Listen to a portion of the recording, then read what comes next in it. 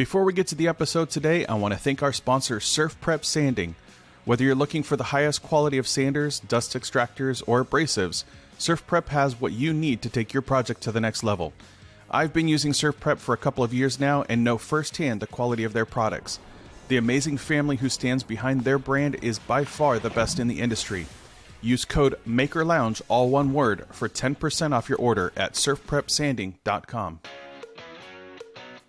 Huge thanks to Surf Prep for sponsoring today's episode, and also thank you to the patrons. We have a new top tier patron this week. We've got Brent Jarvis with CleanCut Woodworking, and that he's an amazing guy. Got some good stuff over there. So thank you to him and all of our other top tier patrons: Jimmy McAnally, Matthew with Artigiano Serio, Victor with Wimm Design, Justin with Calvary Customs LLC, and lots of other patrons. So if you want to get in on the patron action, catch the live stream, catch the after show, and get the episodes early, head over to patreon.com/MakerLoungePodcast. And that will get you awesome access and stickers, because we know in the maker community, you're not a maker unless you get stickers. That's right.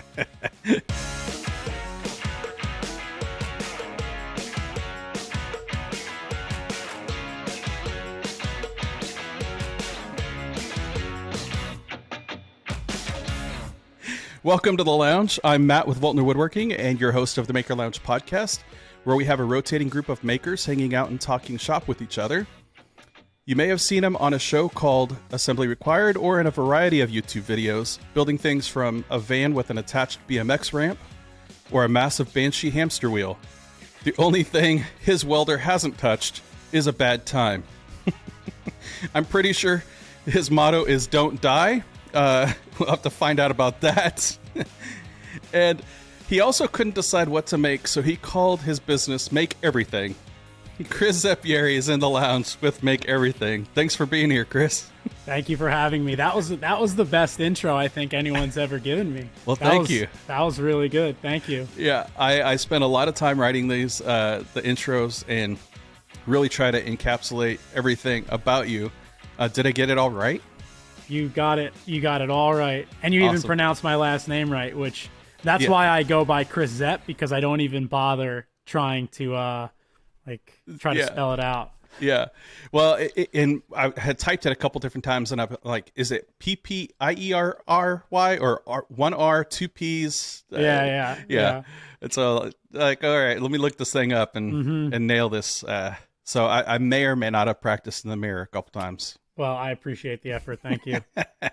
So Zeppieri. That's right. How do you say that in, the native?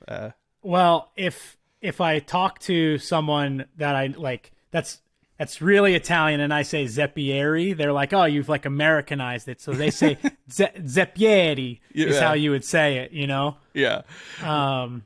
Zeppieri is like calling it mozzarella, Like you just can't do it. It's, mozzarella. Yeah. Yeah. That's right.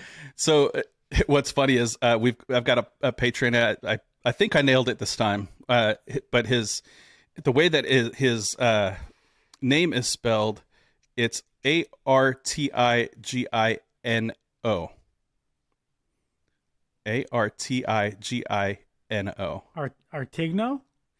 So I kept saying like now I'm probably not gonna say it wrong, or I don't know how I said it, like Artigiano or something like that. But one time I went live and I had him join, and I was like, okay, so tell me how to say this thing. And I swear I tried like 10 times, and he's like, Artigiano. I was like, oh, okay. That I would not have got that. Yeah. Some are harder than others. Yeah, and people get Voltner wrong. I've been called Voltron and other things. Yep. I bet. So Chris Zep. That's right. Yeah, and you've done other podcasts and they say Zep, so I get bonus points for going for it. I appreciate that. So tell me about yourself. Like, what do you do? And I mean, I mentioned some of it in the intro there, but like, what's your pitch? Like my pitch. Well, I've had to write my bio a couple times, and if anybody follows along, they know that I'm very good at getting brand deals. So I'm good at giving the quick once over. But I always say that I'm a fabricator and educator making content on YouTube and Instagram. So I own a shop in New York and Long Island. It's about 3,000 square feet, where I originally started as kind of like a makerspace and then has transitioned into now where I'm only doing my own work here. And I don't really have classes or students in person. And I'm doing client work, but mostly making content, educational style content on YouTube, and then also on, Instagram, Facebook, and whatever comes next. Yeah. Yeah. Whatever new thing they dream up. Right. Mm-hmm. Yeah. I gotta say, I have a TikTok, and I have like no luck when it comes to growing it. Yeah. And, I've talked to, I know a lot of people that are outside the maker world, but are social media like fans, right? They're like, oh, you got to have a TikTok, blah, blah, blah. Right. And then, like I will show them my TikTok, and I'm like, let me show you what happens on mine. So, and I think it's a clear, to me, it was a very clear indicator of like the sort of manipulation that is within TikTok is that my first couple videos went super viral, right? Like millions, couple million views, couple 100,000 views, immediately got like 5,000-6,000 followers, bang. Then all crickets, like 100 views, 60 views. Doesn't even metrics wise, doesn't make sense. Like how do you have 5,000 followers getting, 1% of views, right? So then I gave up. I post again, viral again. This is now months later, 2 million views. So it's like, I always say it's like a drug, right? So I gave up on it, and then I said, let me get another taste. Like, let me just see what happens. And then they try to feed into your ego of like, oh my God, I'm going to go viral again. Yeah. So then a couple million views, and then every post since then, 100 views, 200 views, and I have 8,000 followers or something. Yeah. It literally doesn't make sense if it's run the way that like I guess the Instagram algorithm or Facebook algorithm more runs. It doesn't make sense that I can't grow it. And since then, I don't care about it at all. Yeah. It's just a thing. I'm just waiting for it to get deleted. Honestly, I think its days are numbered. As a platform, honestly. Yeah. All the platforms are starting to merge together. I heard somebody the other day say something about how Instagram, they've got that new feature in the chats, where you post a status update or something, Yeah. Originally, people were saying, "Oh, this is the new MySpace. I can't wait to post my, my top 8 friends." Mm-hmm. But I heard somebody say the other day that it's like the new Twitter, and I thought, oh, that's probably a better comparison because it's like they want to start you to have conversations because that's why they put it right in the chat. Yep. It starts that conversation. Have you capitalized on any of that yet? Haven't touched it. I haven't written anything, and I've never clicked on anyone's thing that they've written because half the time I can only read the first like 4 words anyway. Right. So it's like, and everybody's writing dumb stuff to begin with, like he farted or whatever, like with fingers and So I have a pretty good, I have what has been a pretty successful kind of Instagram strategy where I just post a reel every single day around like 9 p.m. Eastern time. And that's what I've been doing for the last like 2 years. I'm going to keep doing it. I'm not changing anything. I don't even want to rock the boat at all. Right. Yeah. I went through the same thing. My channel was under 10,000 for, a long time. And I was actually surprised it had gotten to that point at that time. Then I had a couple things take off, and then somebody said, "Ride the wave. Just you got to post every day now." And so it's like you say, it's like a drug, and you got to keep feeding the animal, feeding the beast. Yep. And I it's so funny because like I think a lot of people that follow closely with me like know I always try to give out a lot of information about like being successful in the sort of creator world. Yeah.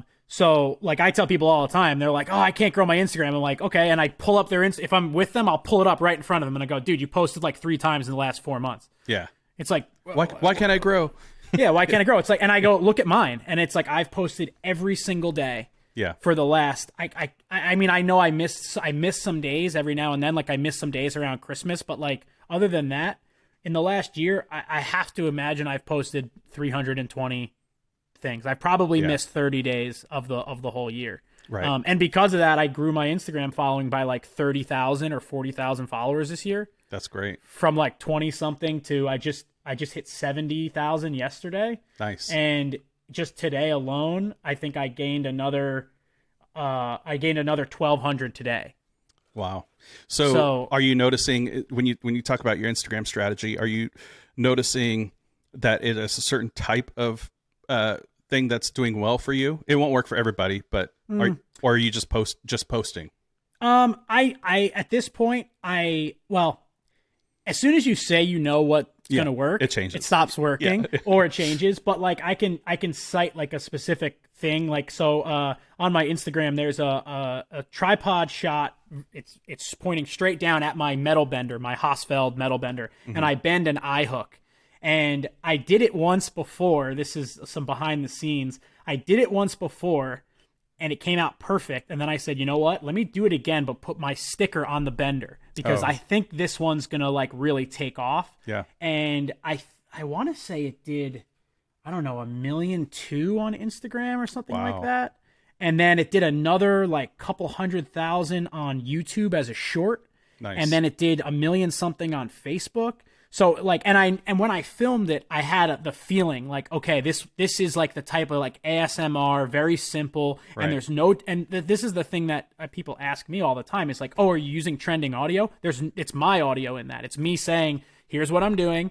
There's no captions. It's just straight up like, the purest kind of how to in 59 seconds. Right. And I had a feeling that one was going to go. And I found recently when I'm doing my thumbnails, if it has to do with welding or plasma cutting or anything with sparks, if the thumbnail has that very catchy, like super high contrast image, that will usually get some traction. Like, nice. I had something recently do like 350 and it was like a plasma cutting video. And same thing on YouTube, but the YouTube shorts, I think they took away the ability to change the thumbnail on the shorts recently because you used to be able to change it. Right. And now like that's kind of annoying because like if the thumbnail sucks, like that's like half the freaking battle. So they always get you with you like blinking your eyes or something like that, or you look asleep. Or or it's like the most boring part of like whatever I posted. It's like, but whatever. Shorts are a new thing. Is we all got to learn as we go. Yeah. That's so. Speaking of YouTube, are you posting the same type of content? I mean, I know the answer, but for the listener, what you're posting on YouTube, are you splicing that up for your Instagram content, or is it kind of a mix? Like, what's your strategy on that? Yeah, I mean, it's so I for those that don't follow me on YouTube, you should go and subscribe. Tell us your handles real quick. So if you go on YouTube and type in Make Everything, you'll see me there. And then on Instagram, I'm at Make Everything Shop, and the same thing on Facebook at Make Everything Shop. I try to post every week on YouTube on Saturday or Sunday. I try to put up a new like full length, basically usually more 10 minutes or longer project video or like a tool video. And I found good traction in the tool videos, but normally my Instagram content, it depends on my week. So if I have a week where I'm here working a lot, you're going to get like segments of the project shot on my phone, just like, hey, here's where I'm at, here's what I'm up to. And then, but if it's a slow week or a busy week at my day job, because I have a regular job as well, on my Instagram, I'm posting either clips from the YouTube video filmed on my main camera that I'm cutting down in Premiere and, just popping into a 1-minute form, or clips that I filmed on my phone days in advance that I knew would just be like something that would be compelling or interesting. And, sometimes I get a little lazy and I'll just post like something kind of, very minor with like some Instagram music, and other times it's like an edited, composed thing that I spent time working on, for that 1-minute clip. How many YouTube subscribers do you have now? Like 245,000, 243,000, something like that. Has it been a pretty gradual trend, or is there something that has really helped your account take off? It's been pretty gradual. I mean, people always say like the first 1,000 are the hardest, right? And but Casey Neistat said like getting 10 million was hard, getting 1 million was harder, getting 100,000 was harder, getting 1,000 was the hardest, right? So I've found, I think I've sort of probably hurt my own growth by being so broad in the topics that I do on YouTube. Like the videos I do are like, one of them is about van life, one of them is about blacksmithing, one of them is about, very specialty metalworking tools. Yeah. Next one's like a DIY woodworking thing. So I think that it's gained me little grabs of audience from all around, but not like a lot of any particular audience. And between 2021 and 2022, I gained basically exactly 50,000 subscribers. Mm-hmm. And then between 2022 and 2023, I gained about 42,000. So I had a little bit less growth this year than I had sort of wanted, because like, listen, if I could gain 50,000 subscribers a year, right, I'd be pretty happy for the next, couple of years. So, but I got into it early enough, and I feel like I struggled enough at the beginning to just not even care about the numbers at all. Like I really like, once I hit 100,000, and it sounds like it sounds a little like, oh well, you should be so lucky to get 100,000. But once I hit 100,000, I just completely stopped caring about how many subscribers I had, because I felt like, okay, like I've arrived. Like I'm here now. I'm established. The people that know me, and I have leverage for brands. I feel like this is working, and from here on out, it's just, unless they all go away, it can only get better. Yeah. So, yeah, agree. When you posted your first video, did you have any clue where you'd be today? I mean, I had a goal in my mind, but I think that's just because I had the right people around me to like tell me that it was going to work. Like Jimmy DiResta is like a very close friend of mine. Yeah. And he encouraged me to start my channel. And then when I did, he was like, dude, like you got it. Like this is, I made a knife for him, a little belt knife. And I made a video, and he texted me and was like, dude, like this is, you got this. Like you did a great job. And that gave me obviously a lot of confidence. And also, I've said this before, it's not a secret, but he helped me when my channel first started by talking about me in one of his vlogs, which my channel just like, I like couldn't sleep that night. It's like, like 8:00, his vlog came out and my phone's just blowing up. And, I don't know if it still does this, but when I first started my channel, you'd get a notification every time you got a subscriber. Oh yeah. So my phone was like, and I remember like sitting in bed and like saying to my girlfriend at the time, like, holy shit, like, it worked. Like Jimmy plugged me in a video, and like, this is it. And obviously that doesn't go on forever. Yeah. But I mean, come on, I got very lucky, and I thank him for that. Yeah. Do you get together with Jimmy and all those guys up there often? Yeah. And I own a property like 2 miles from Jimmy's house that I have a camper on, and there's a group chat that like me and Derek and Paul Pinto are in, and Jimmy, and we talk every day. Oh, cool. So like we communicate, multiple times a week. And then, if ever Jimmy's down here, or if I'm going up there for any reason, or if I, whatever, I'll give him a call or text him. We'll talk about, Jimmy's one of the people that taught me about brand deals and kind of gave me a lot of the insight that like, some people don't want to say about like how much you can charge, how much you did for this. Right. So like every now and then I'll work with a brand that he's worked with. And like, before I even talk to them, I call him and I'm like, yo, what'd you get out of this? And obviously like he has a lot more. He has 10 times as many subscribers as I do. Yeah. And just like a legacy name. So I don't go for the same deal that he does, but I definitely use his information to help gauge what I could do. And then I try to give that information out just the same way he gave it to me. Like if somebody DM'd me right now and said, hey, I have 5,000 subscribers and, so-and-so wants to sponsor me, how much should I charge? I'll tell him exactly how much I charge and tell him, don't do it for less than this. Right. And I've always been like that. I think that transparency in the marketplace, like lifts all boats, like everybody gets to do better if every YouTuber is charging $10 and somebody offers you $2 and you take it, you're just the only chump that said yes. Yeah. I had Rachel and Adam, and they're with Makers Challenge Central. I had them on, and during one of the after shows, the Patreon after shows, we talked about that because they represent brands, and they call it the Wild Wild West, because somebody will approach them and say, oh, I want X amount. Let's say I want $1,000, and somebody else will approach them and say, I want $10,000, and the follower counts don't match that, but because nobody talks about it, nobody knows what a going rate is. Yep. And so there are people out there that are undercutting other people by saying, oh, I'll do it for free. Just send me a tool.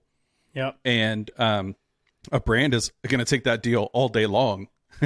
But and when people are first getting started, they got 400 or 500 followers and they get something like that. They're like, yeah, I'll take the tool. And I think you should. Of course. And I take tools for free all the time. Yeah.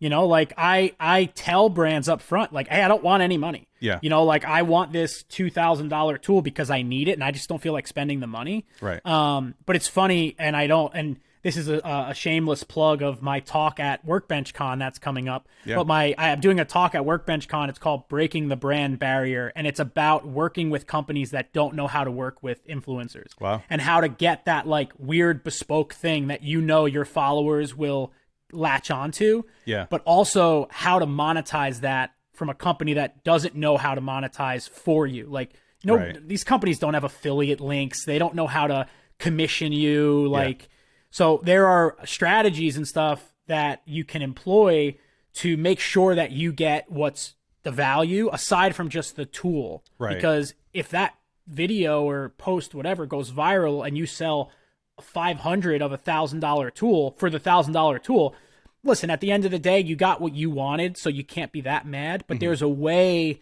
and there are many tricks and ways to make sure that you get something. Yeah. In exchange. So, it is the Wild West, and people just make it up. Yeah. And I've had brands, so I have annual deals with a couple of brands, which has been really good for me because it's established long-term relationships that I've had for years now. And, I get paid monthly or annually, however. And, I had a brand, I can't say who it is, but I had a brand, my rep at the brand called me up and said, hey, we haven't gotten an invoice from you in a while. But I know you've been making content. And at the time I was getting paid per video, X amount of dollars. And I'm just a bad invoicer. I'm just not good at doing it. Like I build them all up and I send them out, like on one day at a time. And they didn't care. It wasn't about them saying, hey, we got to balance our books. Like, you got to hit us for this money. It was just, hey, you're supposed to bill us, right? And she was just looking out for me. I totally appreciated it. And I said, yeah, I'm going to get to it. And she said, maybe next year you want to do like a monthly thing, or like an annual thing. And I was like, I would love to do that. Would you guys be interested in that? And she said, yeah, like, why don't you write up a proposal, and in our next call, we'll talk about it. And in the next call was with her boss. And the way she approached it was totally like separate of the conversation that her and I had, which was her looking out for me. And she was like, hey, Chris, didn't you say you had a proposal for something? You had mentioned it to me. And in my head, I'm like, oh, well, like, it meant a lot to me because, obviously we're all navigating this for the first time, right? Like 99% of us are navigating this for the first time. And now that totally changed it completely changed the monetary value of that brand deal. Right. And had I not, I didn't have the confidence to ask for that. Yeah. But now that I do have that, it just that one little like tweak in my mind changed the way that I'm dealing with like all the brands that I work with. That's great. Where I'm like, hey, you know what? I don't want to do 2 videos for $1,000 a video. Like, I don't. Right. And I don't want to have to be a shill for like your company for January and February and then work for your competitor for the rest of the year because I need to make a living. Yeah. You know, like if you want to do a proprietary brand deal for the year, we got to do it for the year. Right. And I won't do it for less than $10,000 for the year. Mm-hmm. And this is not, I'm not saying a hypothetical number. I'm just, now I'm speaking in actual digits. Like if a brand wants to work with me and they want a non-compete of any kind, then it has to be a $10,000 minimum brand deal. I don't care how long it lasts. Mm-hmm. For them, they should try to stretch it out as long as they can. Yeah, definitely. But why would I work for, this company for 2 or 3 months and then flip the switch on my followers and work for their competitor? Right. And then I'll never work with the first company again. Yeah. Because they'll never want to work with me again. They'll just, that's that. You burned a bridge. And it's not even that I burned a bridge. I just, I had to eat. So I took the next meal. But, some of these people don't forget and they keep that in mind. So I leveraged a brand for 2023 in that exact way. Because I was talking with a competitor and I told them straight up, I said, listen, I like working with you guys. We have a good thing going. Mm-hmm. I figured out how to make your content in the way you like. And, they offered me 3 videos for $2,000 for $2,000 a video. They wanted one in January. No, I'm sorry. Their fiscal year started in September. So it was a September to September deal. They wanted a video in December, a video in February, and a video in July. So I'm like, okay, so for $6,000 for the whole year, I can't. You're and locked they have a lot of competitors. Oh, because they are a pretty vast brand with a lot of products. Yeah. So like, I was like, come on, listen, the $6,000 is great. I would love to have $6,000, but we either have to do this for the year and it needs to be cohesive throughout the year. And you also have to sweeten the pot a little bit. Like right. I want to get 10 and, and they agreed, I tried to push a little bit harder and said, well, listen, I'm growing my Facebook really hard. Yeah. I'm growing my Instagram. They said, listen, we're at the absolute max that we can pay you. I said, that's totally fine. And come, I'm looking a year ahead already. Like I look very, very far out. So I already know like how the conversation is going to go in September and I know what I'm going to ask for. And I think I'll get it, come next year. I just got to ask sooner before the budget's like locked in. Well, I'm looking forward to your class, Workbench Con. Thank you. I'll be signing up for that for sure. And some of the patrons that are in the chat right now, I know that they're going to be there. So, awesome. So yeah, that'll be great. And I expect that they'll be there. Well, yeah, so I haven't I don't know if the full program has come out for Workbench Con yet. I think it's still in flux. I was talking to another presenter today and he's like, yeah, I think some stuff is changing because his time slot was moving and stuff like that. Yeah. But no doubt it's going to be action packed. And I think this year is going to be probably the biggest year. It's just the way that the buzz has happened. Tiff has done a fantastic job, just trying to get it out there. So that's going to be awesome. Yeah, I'm going to be posting something about my talk on my Instagram because like aside from like the little still image that, Workbench Con posted to say like, speaker or whatever. But there's no information. Like no one knows what my class, this is the first time I've actually mentioned publicly what my class is about is just now on this podcast. So, but I'm going to talk about it and I'm going to cite, like, I'm going to walk around my shop and be like, do you want to get something like this? Do you want something like this? Do you want something like that? Like, in the last year, I've probably put, I don't know, $20,000 worth of equipment in my shop. Okay. So let's talk about the shop because I've been to your shop. Yes, you have. I've seen your silver play button hanging on the wall. Which it's amazing that I was able to spot it in the stuff that you've got in that shop. So I'm not going to let this go, right? Yeah, it's a mess. It's a mess. How do you get any new deals, new tools to put in there? I am very creative, my friend. Let me tell you, I have a 24x48 laser coming on Monday. Oh my gosh. If you walked around my shop right now, you'd be like, is it going in your basement at your house? Yeah. Like there's not a chance. Is it OMTech? But it is not. Okay. It is full spectrum. Okay. I'm getting a full spectrum. I'm getting a Muse Titan on Monday. The freight company wanted to deliver it today, and I said, could you please hold it until Monday? Right. Because I really am just not ready to receive it. And they were like, oh no, it's fine. Like, the driver will love to have one less thing on a Friday. Yeah. I was like, yeah, I bet. So Matt, as being having been to my shop, like the chaos. Yeah. Well, you've got it in 3 different like sections. Mm-hmm. Yeah. So I have my shop is essentially 3 shops. I have a wood shop, which is like basically one bay of the building, and then the metal shop, which is the center bay of the building, and then the machine shop / like kind of project space, which is the final bay. And when I opened, I was only in the metal shop and the wood shop. That was the first 2 spaces that I rented. They were the only spaces available. And then about a year after I opened, the 3rd space became available, and within about 5 minutes of it becoming available, I already had it. And then the funny story, and I've told this before, is so the tenant that was in there called me, and she said, "Hey Chris, I know you're interested in my space. I'm moving out. If you want it, call the landlord, and I think it's yours." I said 100%. Yeah. And I called the landlord. I said, "I want it. What's it going to cost me?" It was almost as much as my rent currently was, so it doubled my rent, which my business was not ready for at that time. I could barely afford the rent to pay for the 2 spaces. Right. But I just knew that I couldn't pass it by. And then the next day, when I was cleaning out that space, some guy comes walking down my driveway, and I go, "Can I help you?" He goes, "Oh yeah, I heard, the woman is moving out." And he goes, "I really want to rent her space." I said, "Sorry, it's not available." He goes, "How?" He goes, "I just heard she moved out." I said, "Yeah, and I just moved in." Like that's like, adios, dude, get out of here. And that's how fast I would have lost it had I not jumped on it. And it caused a lot of pain in my life to double my rent at a time where my business wasn't ready. And I've talked about this before, but I subsidized this business through my carpenter salary for years. Posting stuff for sale on the 29th so I could sell it by the 1st and make rent. Right. And it was really, really hard. And now it's filled with incredible equipment.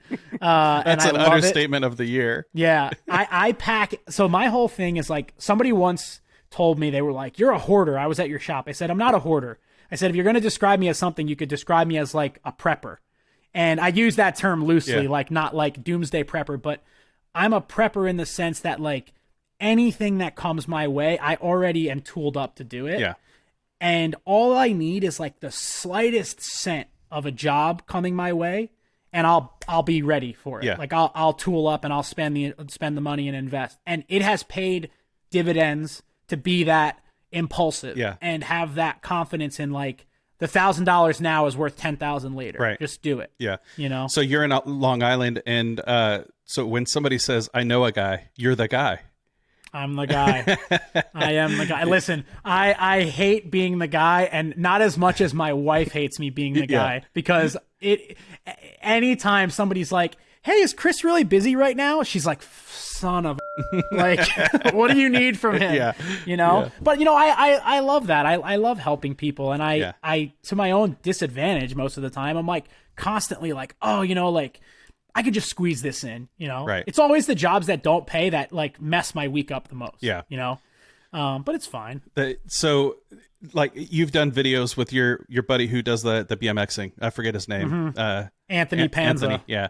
So when you do those types of videos, I realize that in your YouTube content, it's like, oh, he showed up and he wanted to do this thing. Are you planning these things out, or is it? Sometimes it's like a day in advance. Wow. Like really, sometimes it's like so the rail over the car. So if anybody has watched my channel, like my friend Anthony Panza, he's like a very, very, very talented professional BMX rider, and almost has like a vlog style YouTube channel where he has a filmer that comes out with him every day, and they get in these like crazy hijinks, and he's riding BMX bikes and dirt bikes and quads, and he has about 850,000 subscribers on YouTube. He's a very successful YouTube channel. And he comes up with these kooky ideas. Yeah. And so the rail over the car there was like a BMX contest in New York City, and he got asked to kind of provide an obstacle. And so he calls me up. He's like, "Yo, I want to do something with the Honda for the contest." And I'm like, he's like, "Oh, I want to do he wanted to make like a ramp that looked like a volcano and like light it on fire in the middle." And then he's like, "I don't know about that." I said, "Listen, whatever you want, like we'll do it." Yeah. Like after we built the ramp on the van, I'm like, anything that he could come up with, like easy compared to that. Yeah. So he showed up with the Honda, and I ordered the tube like the day before. Yeah. And he came there, and that was a 1-day build. We finished that in an 8-hour day. Did he get the Honda specifically for that? Or no? So he bought the Honda as a joke for one of his friends, and he called it the Henny Honda, and he had Hennessy logos all over it because his friend's into Hennessy. But his friend didn't even have a driver's license, so it sat in his friend's driveway for like 2 years. Yeah. And then eventually and this is like just a testament to how good of a guy Panza is. Panza is one of the most generous people that I've ever met. And to be that, like, I know how I was. He's like 23 years old. I know how I was at 23. Oh, yeah. Like, I wouldn't say that I was like totally selfish, but I definitely wasn't as generous as he was. No. I mean, the kid just gives it away. And so just as a testament to that, he gave his friend this Honda, legit, not like, oh, here's a car. Gave it to him. And when he wanted it back, he bought it from his friend. Oh, wow. He actually gave his friend like whatever it was, $1,000, whatever he paid for it. Yeah. He was like, here's the money. I'm taking the car back. And then he cut it into a convertible so that he could put a Banshee quad in the back. And then it was just sitting, getting rained on. And now it's actually going down. There's a crazy BMX contest in February or March in Florida called Swamp Fest. Oh, wow. Which is like it's at like a mud pit, and at the end of the contest, they burn all the ramps in a huge bonfire. So the car is actually getting brought down to Swamp Fest, where it will 100% never be seen again. It won't make it out of that. Yeah. So no, he didn't buy it for. That was a long answer. He didn't buy it for that, but he bought it to do something with. Right. Well, we know the welds will hold up, so maybe you can unstrap that thing and make it on something else. I know. I joked with him. I said, dude, honestly, like I made that car like exponentially safer by putting essentially like a roll cage across the center of it because it had no roof. Yeah. And when he was driving on the highway, I'm like, dude, what's going to stop that windshield from just like folding over on you? Like, you don't realize the wind, like the downward force of like driving on the highway in a not real convertible. Yeah. Like, are you out of your mind? Well, and then not only that, but in the video, I think it was like I think you had spliced it over at the end, right? But he falls through the window, the windshield, and it cracks. And then like your outro, it's like it looks perfect. So I know that obviously you didn't have window repair on site there.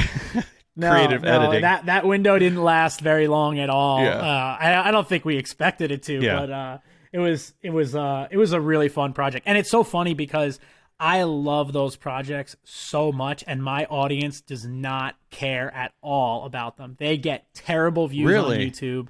They do so bad on YouTube, and I don't even care. I keep doing them, and I don't care at all. I do it honestly because it's like it's an amazing project that I had so much fun on. Yeah. And if 1,000 people watch it, and like this is the thing, and my wife always like builds me up when I get like pissed off that my video didn't get any views. Yeah. She's like, but read the comments. Like every comment is so supportive. That's great. And they're like, I love this. Like, do more of this. And I'm like, all right, well, go tell like 20,000 of your friends to watch it, please. Yeah. Because like doing something that took me, whatever it is, a day, a week, and then like days to edit. Yeah. And then put it on my channel. Like it is deflating. As much as I try not to look at the numbers, it can't help but be deflating. For sure. When something just doesn't get views, right? So, but it's fine. I'll just keep going. And I foresee that one day those videos will find an audience and they'll all be lifted. Yeah, true. And then I'll be like, okay, like, and I've had that in the past. I've had videos that on release tank, and then a year later they're number one on my thing. It's the equivalent of you spending $1,000 now to make 10,000 later with that tool. That's a very good comparison. Yeah. So was that the one thing that inspired the Banshee project?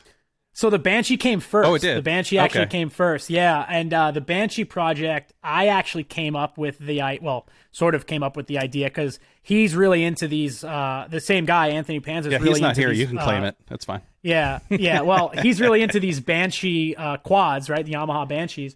And he's built a whole business around restoring them. And then he actually raffles them on Instagram. It's cool. Become extremely successful.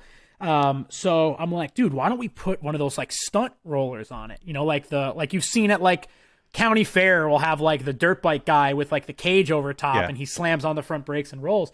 I'm like, dude, let's do it on a Banshee. And he was actually doubting it. He's like, I don't think it's going to work. And then I found a video of a guy who did it on like a really small quad. Yeah. And I'm like, dude, if these guys could do it, like I saw what they were working out. I'm like, if these guys can figure it out, bro, like I got Yeah. this. So I said, he's like, I don't know. I said, listen, have your photographer, like video guy, his name is Austin. I said, have Austin take a picture of you sitting on the Banshee, like dead level, just sit on the Banshee dead level, and then stand up next to the Banshee. So I have your height for scale. Mm-hmm. And, you know, like real quick, I mocked up the image of the Banshee with the cage in SketchUp. And I'm like, boom. And he's like, holy shit. He's like, when can we do it? And then, like, you know, 4 days later, the Banshee's in my shop, and I'm rolling the tube outside. And, you know, next thing we know, we tested it in the driveway by pushing him over in it. And then it took a bunch of tries to finally get it right. And then once we did, he realized, like, oh, if I put like softer suspension on the front and like street tires on the front and, you know, do a couple of tweaks to the bike, the thing was like, then it was like perfect. Yeah. And it worked so good. Your guys' reaction was super genuine. When it rolled the first time, you're like, oh, dude, this is going to work. Like, this is going to work. Yeah. Yeah. That was an exciting video like, to watch. Thank you. Yeah. And I had like, that's a project. I had so much fun doing that project. And it's funny because somebody looking from the outside would be like, oh my God, like when you do a video like that and it doesn't get views, like what do your sponsors think?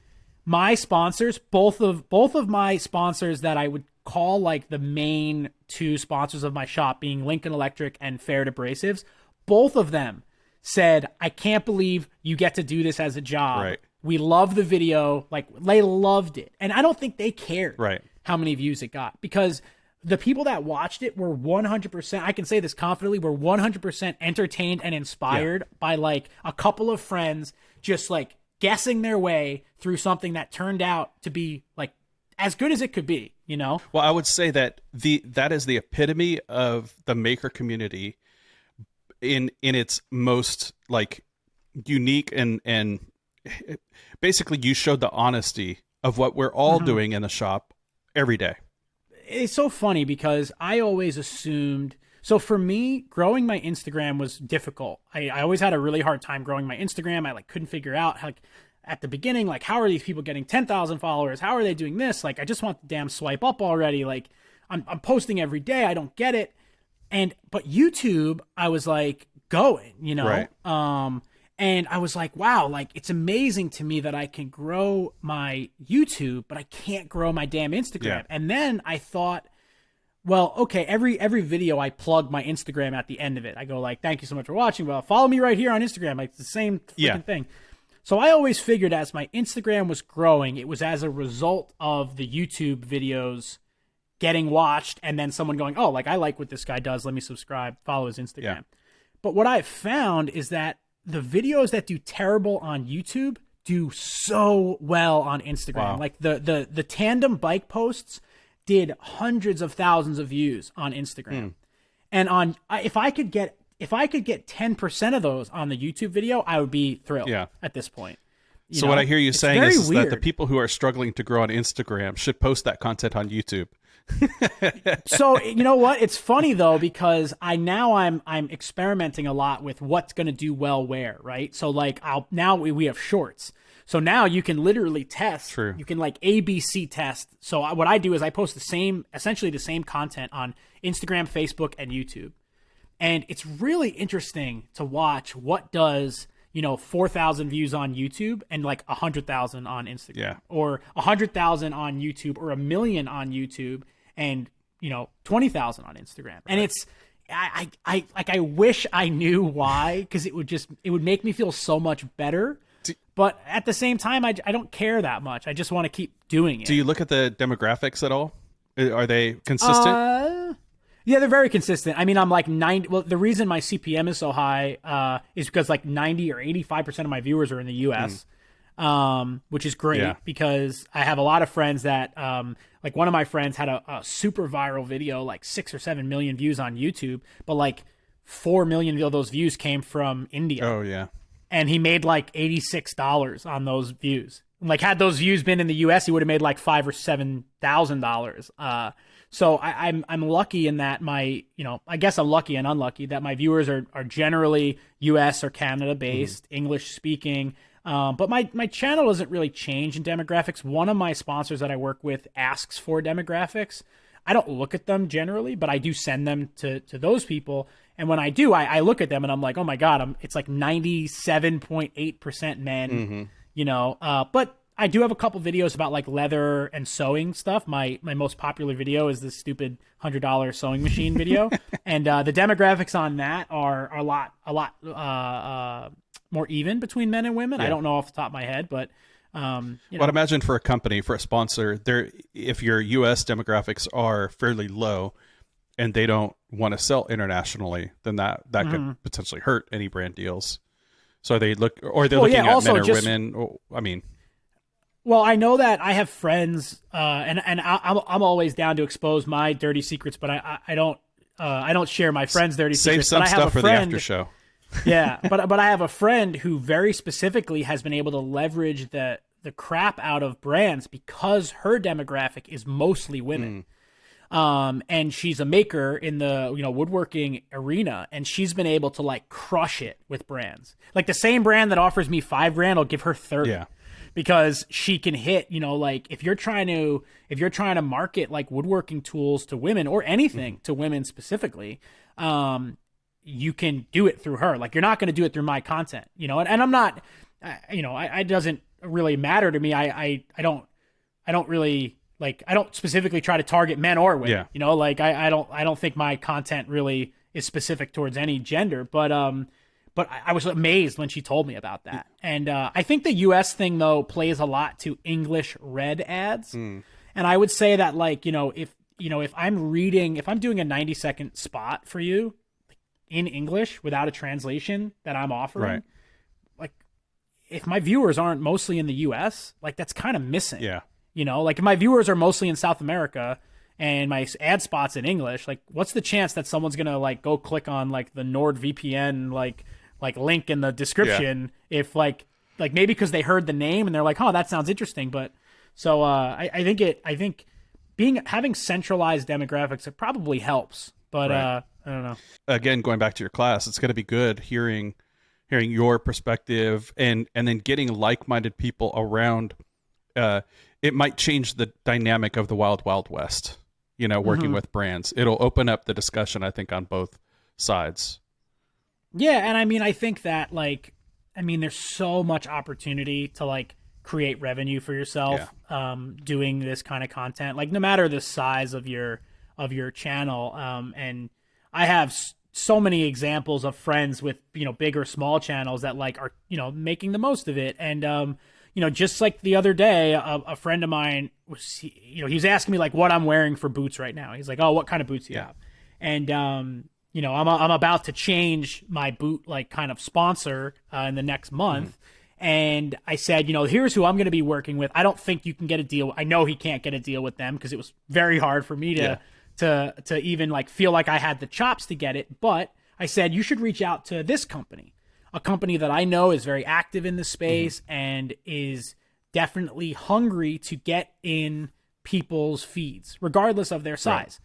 And he's like, oh, I don't know. And I'm like, dude, what's going to hurt you? Just send him a DM. Yeah. I said, send him a DM. I said, this is exactly what you're going to say. You're this person. He's like a young kid. He's a knife maker. He's very talented. He goes to craft shows. He hangs out with me. I said, put me in it if you want. I said, tell him you do projects with me because he does every now and then. He's in one of my videos. Yeah.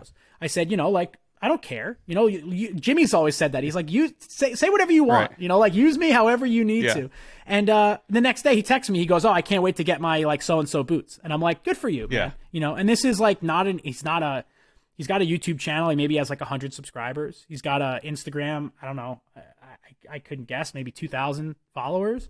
And now he's getting a new pair of shoes. Great. And for him, it's like, this is like a big deal. He's a college kid. He doesn't have a lot of money to spend and he needs a new pair of shoes and he will promote for the brand. It is a dream setup because even if he has 2,000 followers, he is going to promote the crap out of these shoes.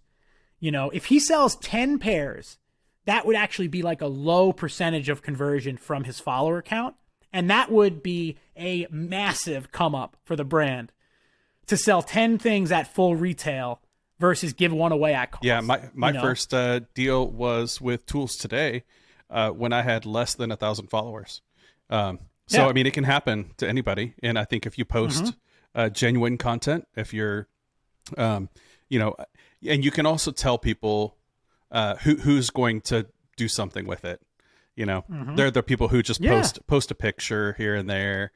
They're not consistent.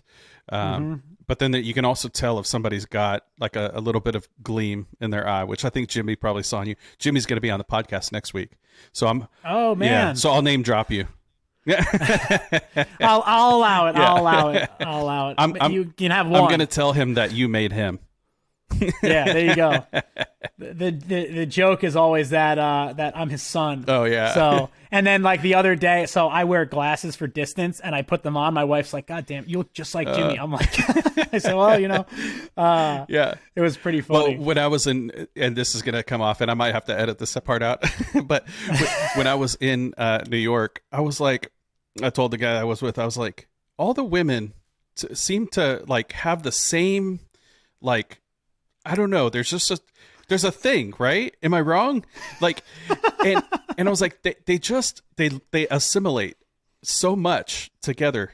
Yeah, it's like if you met one Jersey girl, you met another Jersey girl, and if you met one girl from Long Island, you've met them all. Okay, so that's a real thing, right?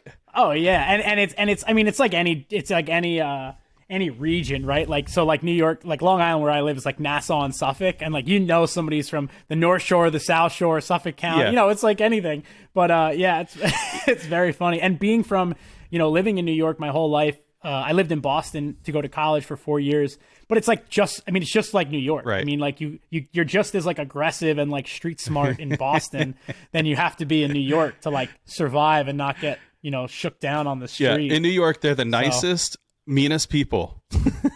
Like you could cuss somebody out and then tell them have a nice day in the same sentence. Yep.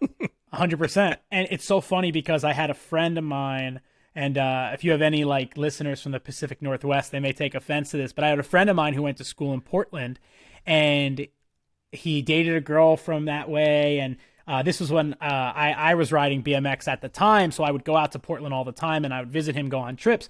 And he's like, dude, I can't take the people out here. And I'm like, why? He's like, because they're just all so passive aggressive, and they're all like, they're like, even when they're pissed off, nobody ever says, like, nobody ever like gets out of their car in like a road rage, like freak out. They're just like, come on, man, why would you go and do that? And he's he's like, we grew up riding bikes in New York City and like doing all the New Yorker kind of things that you would do. And for us, it's like, no, like we're both going to get out of the car and we're both going to scream at each other. And then we're probably going to get back in the car and just be like, whatever. But it was just so funny. And then I went out there and spent a bunch of time out there. And I'm like, dude, I don't know how you do it. I don't know how you live out here. And I was, younger and much stupider then. Now I couldn't care less how somebody acts in that way. But at the time I was like, wow, people really are different on the other side of the country. You can't take a New Yorker and plant them in Texas, because if you say something like that in Texas, there will be shots fired. Like it's just not gonna happen. Yeah. Well, the New Yorker just has to learn that they can also carry a gun. Right. That's right. So I used to spend a lot of time in Austin. Oh yeah. And I used to spend a lot of time on 6th Street, and at the time, I was, a partying, rough and rowdy BMX rider, going there on trips. And we definitely had our fair share of close calls. The thing that always surprised me about Texas and Austin in particular is, we would get in little dust ups on 6th Street, and the cops just wouldn't do anything because they're like, you know what, sort it out. Right. Just deal with it. Like two drunk idiots that want to be drunk idiots in the street. Like if one of them starts to kill the other one, we're gonna stop it. Exactly. But like in New York, if you even so much as like get loud with somebody outside of a bar, they're dragging you away. Oh, really? Oh yeah. I mean, the incidents that I've been involved with, like you don't get very far before they're like, all right, enough of this. But in Texas, I remember, I'll never forget this. And you live in Houston, right? Houston. So have you ever spent time in Austin? Yeah, a little bit, but not. I mean, I've been married since a year after I moved out here, so I haven't really experienced the college town Austin type thing. Yeah. So in Austin, Texas, for those that don't know, there's something called 6th Street in Austin, Texas, and on I think it's Thursday, Friday, and Saturday night they close 6th Street. So that cars can't drive down it, and every bar that you'd ever want to go to is on 6th Street, and it's probably like 2 or 3 blocks of closed down, like street fair kind of style. Is it like Bourbon Street in New Orleans? Yes, it's like Bourbon Street in New Orleans, and it's just when the bars close at I want to say at 2. Right? Do the bars close at 2 in Texas? I don't know. They closed relatively early, Yeah. so after the bars close, it's just a mess of drunk people in the street outside the bars. So every now and then the bar would close and you'd wind up going out the back door. And this one time I'll never forget, we go out the back door of the bar, and I don't drink now, but at the time, you know, me and my friends, we were all, I was a professional BMX rider. All we did was ride bikes and drink beer and have fun. That was like our MO. So we all pour out the back of the bar, and somebody says something to somebody else, and some people are arguing. And I'll never forget this, like 5 or 6 Austin City cops all just sitting on this retaining wall, just with their arms folded, just watching it go down. Just like going like, you know what, you idiots? Yeah. Like, why are any of them gonna potentially get hurt fighting with a bunch of college kids? Like, just figure it out. And that's exactly what happened. You know, like somebody got pushed and somebody else got pushed, and then, you know, everybody walked away. Everything was fine. It wasn't like a big thing. Next time I'll get you. Yeah. Exactly. And it's like next time, it's like, I'll never see you again. But I remember being like, I'll never forget the image of like stumbling out of this bar and then being like, are these guys going to do anything? Yeah. And it was like, no, they're not, they're not going to do anything. Because more than 50% of the population there was carrying. So yeah, 100%. Well, hopefully none of the college kids were, yeah. Because they were definitely all too stupid to deal with that.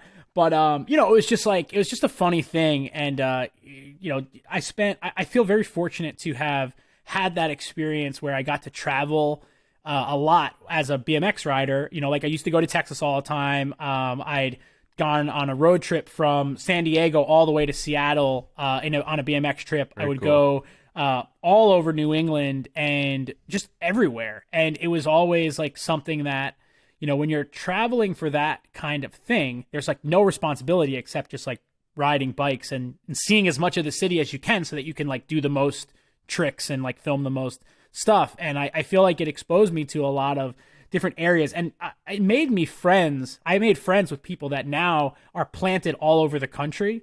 And it's funny because as we've all sort of grown up, a lot of them have gone into like sort of making things, but I don't think any of them really on the, and I don't mean to say this in the wrong way, but really on like the level that I do it. So it's funny now to see some of the people that I either were friends with or even people that I admired then now following me because they find me on YouTube or Instagram or whatever. And every now and then they make the connection, because I was always Chris Zep, even when I rode BMX. So now every now and then somebody will make the connection and go like, holy shit, like it's Chris Zep again. Like, look at what you're doing now. And it's really interesting the way it's kind of come around. And then the Anthony Panza thing has been just such a welcomed kind of change of pace for me to like get back into that world. More as a spectator now, but it's been really great. I really love that. So on the podcast, I don't know if you've heard any of the episodes, but I typically do a game in the podcast, and the game changes every time. It's you never know which game you're going to get. Sometimes we do a game called Yes or No, where I ask you yes or no questions, and we save that one for like group style conversations. But one that I started with Izzy when he was on it's called Rapid Fire. So it's a way for, and you've actually talked a lot more than other guests about, you know, some of your personal stuff, and but it's a way for people to get to know a little bit more about you in a quick time frame. So I'll say something and you just say the first thing that comes to your mind. All right. Get the button ready. This one. Yeah, maybe. Yeah. No, they're fairly easy. So it's not overly complicated. It's just a way to cover a lot of ground in a very short period of time. I'm ready. This is a game called Rapid Fire. Because we were talking about BMXing. Question number 1: how many broken bones have you had? Oh my God. I don't know. Probably 5, but I've had 12 concussions. Oh, wow. Mostly BMXing or? Mostly BMXing. A couple of them were just from being in the wrong place at the wrong time. Back to 6th Street. Yeah, every now and then. So did you do a lot of crazy stunts when you were doing BMXing? Most of the concussions happened before I was good enough to do anything crazy. Yes. But I've been knocked out cold many, many times. And then even before that, I was like a skateboarder. Okay. So, you know, I had my bell rang a few times. Pretty good. So your parents couldn't slow you down growing up? No, but I did start wearing a helmet in my last couple of years as a bike rider. That's good. That's good. Safety first. And your hashtag, don't die. Don't die. That's right. That's the only thing that's important. Is that the motto, by the way? Yeah. And that came about when I was like forging for the first time. I was like, holy shit, there's like a raging fire in my shop with this propane forge. Like, I'm like, don't die. Yeah. Did the landlord know who you were before they signed you up for your... I still don't think he has any idea what I do down here. Yeah, it's probably best that way. It's all right. He's obviously not following you on YouTube. Let's hope not. All right. Next one. Favorite type of music? Oh man, I like kind of 90s alternative music and like rock and roll music. Like I like a lot of Led Zeppelin and that kind of stuff. Okay. All right. I can get down with Led Zeppelin. It doesn't play well with reels, but I had Ramble On has done good for me on a couple of reels. Okay. Yep. But you know, you're not making any money on that one. All right. Hobby outside of making, outside of what we see on YouTube. I like hiking with my wife. Yeah. Is there a lot of places to go out where you are, or is it? Yeah, Long Island is flat and there's the beach, but like upstate, like my wife and I go upstate all the time. But honestly, I always joke about how like all my hobbies, I find a way to integrate them into my business. Yeah. You know, like everything that I enjoy doing is generally here, unless it's like kayaking or hiking. Everything else, it's like buy a dirt bike. Find a way to make that into a video, baby. Yeah. There's that audio that says everything is content. Everything. Yep. Is that constant going right. through your brain? Like when you're on vacation, are you still in that mode of like, I could use this? Well, it's got to be a business trip, man. There's no such thing as vacation. That's true. let's talk in the after show about that. Yeah. Pet peeve. I always enjoy this one. When people ask for advice and then directly don't take it. Like I see them instantly doing the opposite of the advice that they sought out. Right. It's the thing that bothers me the most, and I encounter it a lot.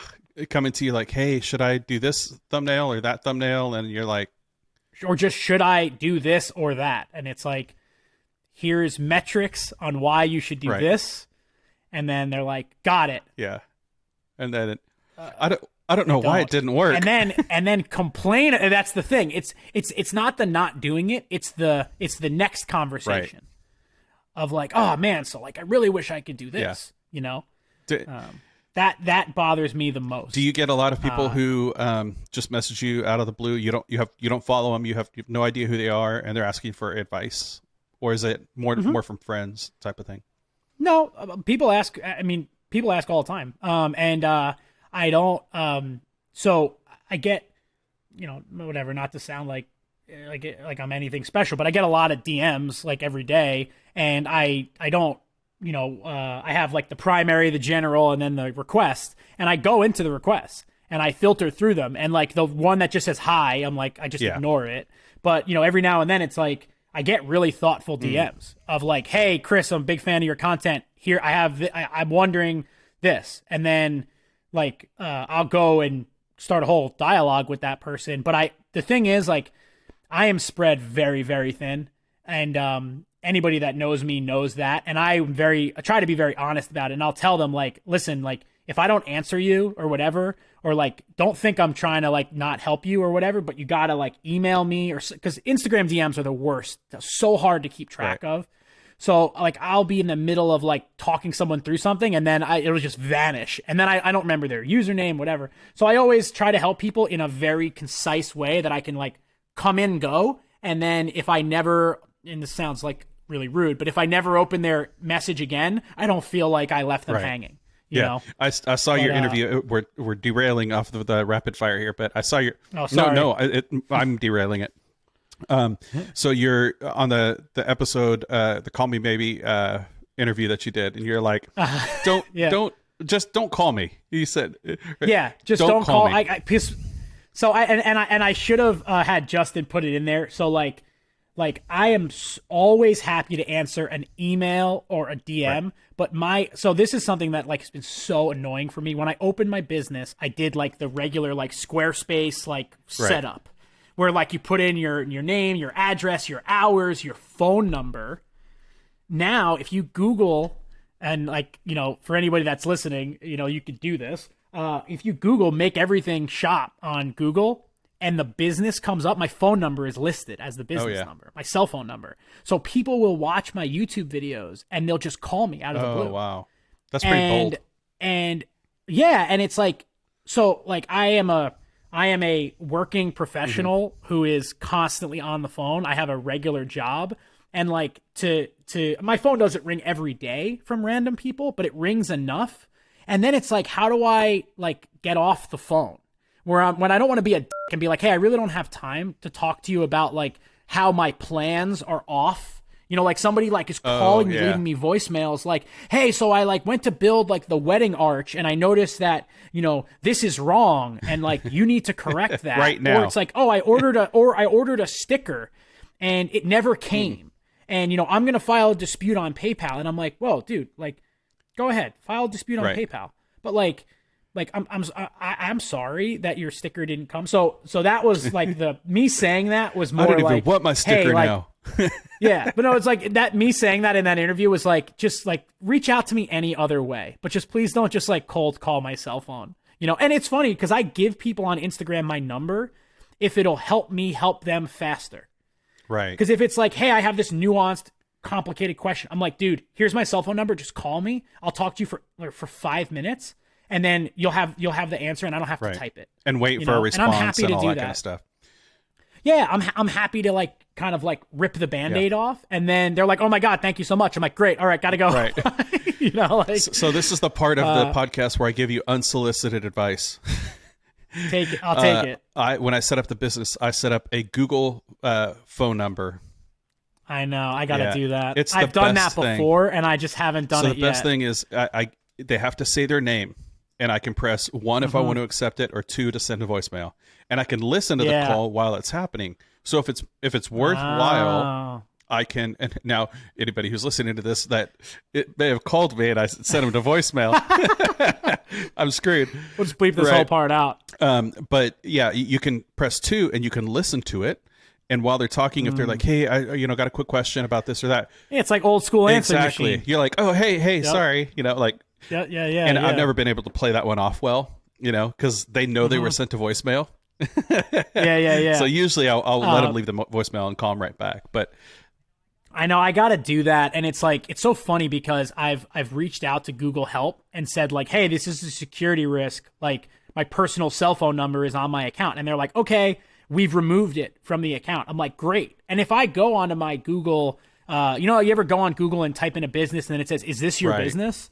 And you can like, so I've done that. And obviously like I can verify that this is my business. I have every form of thing. If I go through that form, my phone number is not listed. It's blank. But then if you look it up, my phone number's there. So like getting my address off of there was easy, which obviously like that was super important to me just because I don't need people like, you know, people are generally good, but some are bad. Right. And people know that I like, you know, I have a forklift outside or whatever. Or like they know I have machinery in here. And I always say, like, if they can get it out, they can have it. You know, if they can get the Bridgeport out, baby, if you get the Bridgeport out before I get down here, you can have it. Right. Well, I notice in all your videos it says, you know, protected by Simply Safe or whatever. So I know you're taken care of. Yeah.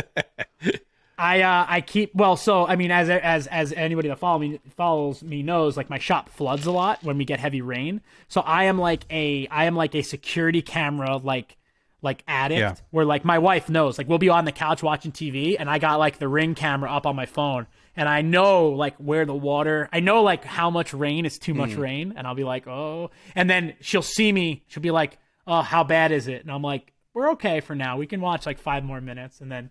Yeah. And then next thing you know, I'm out the door. So we'll come back to the rapid fire questions here in a second. But in the chat, Victor with Wimm Design he's one of our Patreon members. He said, "How did you make out with your shop and flooding?" So I thought, now is a perfect time to talk about it. You flooded several times. Yeah. So last year was the bad one. The last year was Hurricane Ida. I think it did a lot of damage down south as well, but it really, really, really wrecked the tri-state area. And it was something that, I'm very vigilant, right? Like I watch, it's funny. My wife makes fun of me because I follow like 3 or 4 independent meteorologists, like nerds on Twitter. Like these guys aren't professional meteorologists, but they study like the European model. They probably have the right answer. So, well, and they're looking like way in advance, like way before like weather.com is like even talking about it. Cause like they want news that's happening right now. Right. Like it. So anyway, I was very prepared, but the rest of the tri-state area was like very underprepared. Like several people died and whatever. And I had 2 feet of water outside my shop and a couple inches of water inside, but I was fine. And then this year, for those that don't know, at my regular job, I work internationally, and I travel to the Dominican Republic very often. And this whole hurricane season, I was worried that I was going to be in the DR and we were going to have a bad storm, and I wasn't going to be here to like kind of make sure things were okay. And my wife and I went on a 2-week vacation this year to celebrate our wedding anniversary. And the day before we left, around 5 a.m., I get a call from the alarm company because I have flood sensors, and I wake up, I'm like, hello? And they're like, yeah, sir, you're like, flood, it says middle room is the name of the sensor, is currently reading water, like just wanted to make you aware. And I'm like, okay, thanks. And I'm like, it's raining? Like no idea that a storm was coming. Like nothing was set up because I sandbag the doors when I think there's going to be a bad rainstorm. Not a clue. So I get up, it's like 4:30 in the morning. I'm like, and I look at my camera and I'm like, oh my God. I get down here, there's already like 7 or 8 inches of water across the entire driveway. Wow. And it's just pouring in under the doors. So I keep a pair of waders at the house. So I had my waders on because I put them on before I left. And I'm throwing sandbags at like the bottom of the door. And then I have two full-time pumps outside, pipe to the street, and then 2 redundant pumps. The 2 redundant pumps weren't ready because I didn't expect any rain. Right. So I then had to take the hoses, unroll these 2-inch lay flat hoses in, a foot of water, and then hook them up to the pumps. And then, I hadn't raked the leaves in advance. So the pump was sucking up all the leaves. Oh, man. And then trying to clear out the filter. It's just stamped metal. I sliced my finger open on like that, jagged, like stamped metal has that burr. Right. So while I'm like fighting this water, I cut my finger like bad. Wow. And I'm like, shit, now I got like, I'm bleeding everywhere. It's just dirty water. I mean, this is like, whatever is coming up from the ground, the roof, whatever. So I'm like panicked and, whatever, the rain stopped, and that was the only, knock on wood. Well, I mean, now we're out of 22. Yeah. So that was the only flood of 22. And I felt so lucky when it was over, because a day later, and I wouldn't have been there to deal with it. And my friend Macklin, he's like just such a great friend and an amazing person in general, like another just incredibly generous and like always down to help me. Like when I'm away, he kind of stands guard. And as much as he knows what to do, he's never been here through one of like the really, really bad ones. And I know he would be fine. And I know he would like make sure the shop was okay. And he would like clean all the water out. And he would do all that for me. no matter what, it still would drive me. I would be jumping out of my skin if I was across the world and my shop was currently like filling up with water. You would be able to focus on that for sure. No, and like luckily, knock on wood, the rain can only rain that hard for so long. So like, it's a couple hours, it's a half a day, and even if the shop, with the sandbags and systems I have in place, like 2 feet of water outside was a lot, and I still didn't really lose anything inside. Oh, that's great. You lose pieces of wood, and you have a cordless tool on the floor and it gets flooded out, but for the most part, I feel like I've been very fortunate in that nothing's gone too bad. Because when you come to your shop, you kind of come down a little bit of a slope, so your shop is kind of down at the bottom of this area. So your shop would flood, but the neighbors are perfectly fine. Yeah, and the other thing is that this is the actual building footprint's probably like 3,500 square feet with like the stairwells and whatnot. And because of the the way you have to deal with your own water on your own property, the backside of the building is the property line. So the roof is pitched towards my driveway. So every bit of water coming off the roof is coming down. It hits the gutters. But I mean, when it rains like that, gutters is like pointless. They're just there for show. The water just runs over top. And so I think I have a solution to it. And I've been, I've been mulling, like it's good. Like, do I ask my landlord? Do I just do it myself? Do I invest the money? Do I, try to lip through another couple of seasons? Now I've invested thousands into pumps and all these different things, and they're great, but they only work if they're here. Like if I'm not here now I have a gas pump outside. If I'm not here to start the gas pump or prime it, that's another thing, right? Like you can't just tell somebody, hey, go pull the cord. Somebody's got to prime the pump with the hose. Make sure it's running because they're a little temperamental, right? Like make sure it's not clogged, all these different things.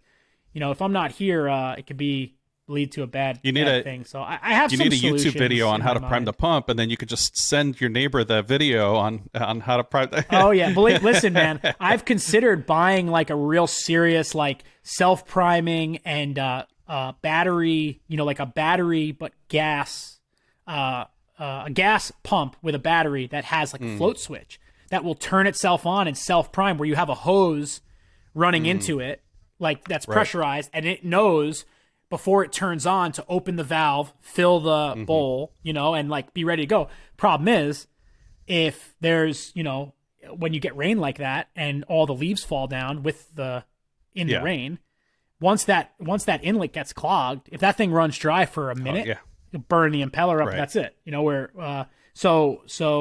And then you've got more other problems on your hands. So the solution I want to do is like I want to put in the biggest dry well that they'll let me put in the driveway, and it'll probably cost me about $10,000. Sounds like a good sponsorship opportunity. Well, the company that I want to do it, I would love to like barter with them for like some mobile welding or something. Like try to find a way to like do it at cost or something like that. And the question is like, and all my followers, they're like, oh, talk to your landlord. It's like if you've ever had a landlord, especially a commercial landlord, you learn very quickly that you have to pick your battles. Unless you have like a 5-year lease or a 10-year lease, you have to pick your battles, and you have to be very selective about what you decide is a landlord problem and what you decide is a tenant problem. And in the 6 years that I'm here, I've never one time asked my landlord to make me whole on a flood or a broken window or anything. I've never asked him for anything. The only thing I ever asked him for was when I first moved in, the driveway was basically all mud. And I said, listen, if you don't re-gravel this driveway, I'm just not going to be able to like operate down here. So he spent a couple grand and had all the mud, I set it up, had all the mud dredged out, loaded in a truck, and then like, a fresh, however many yards of gravel. But other than that, I've never asked him for a dime. And if I ask him for that 10 grand, how is he going to make that 10 grand back? He's going to raise my rent by, if he raises it $500 a month, he's making half that the first year. So what would I rather do? Would I rather just, I could expense that 10 grand. I could write that $10,000 off as a business expense. I can make a video about it. I could find a way to justify it in my business model. But do I want to be paying an extra $500 a month for the next 3 years, 4 years, 5 years? because now that's 25. Yeah, he'll just send I mean, somebody else will come. That one guy will come back and say, "Hey, I heard you're moving out." I mean, no, really though. I mean, it's like if he raised my rent, right, $500 a month, it'll be $6,000 the first year. So for an extra $4,000, maybe I keep my rent the way it is, and then I have the leverage to say, "Hey, landlord, I invested $10,000 into this space.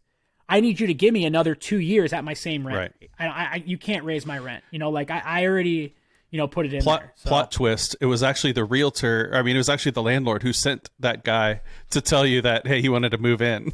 Right. Right. Seriously. Yeah. Seriously. My landlord though, like all joking aside, my landlord is one of the most genuine people that I've ever met. And, there was an issue with another tenant, like not paying his rent. And this is how I knew my landlord was a good guy, is he said to me, I said, he said, have you seen this person? And I said, no, I see him, and he goes, do you think he's working? Because he hasn't paid rent in like 5 months. And I said, honestly, I don't know. I said, but I see him, it's not like he's vanished. Right. He comes here every now and then. He goes, well, I can't get in touch with him. Can you tell him to call me? I said, sure, that's what I'll do. And then he said, the thing that bothers me the most is that he doesn't tell me that he's not going to pay. He doesn't tell me why he can't pay. He just doesn't pay. And he said that in his business, the guy is a very successful entrepreneur. He said, I have been 1 day away from losing everything. And I know what it feels like to not have enough to pay your rent. I know what it feels like to not have enough to cover your expenses.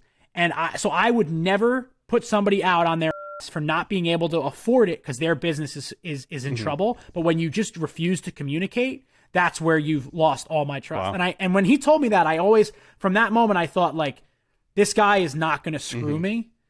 And I can feel like confident that, he's a good person, and he's not going to call me one day and go, hey, I see you're really settled in there. Guess what? I'm tripling your rent, I genuinely don't think he would do that. So that's why I don't bother him for stuff too. Because it's like, you know what? You've been good to me. I'll be good to you. And I'll cover the expenses as they come up.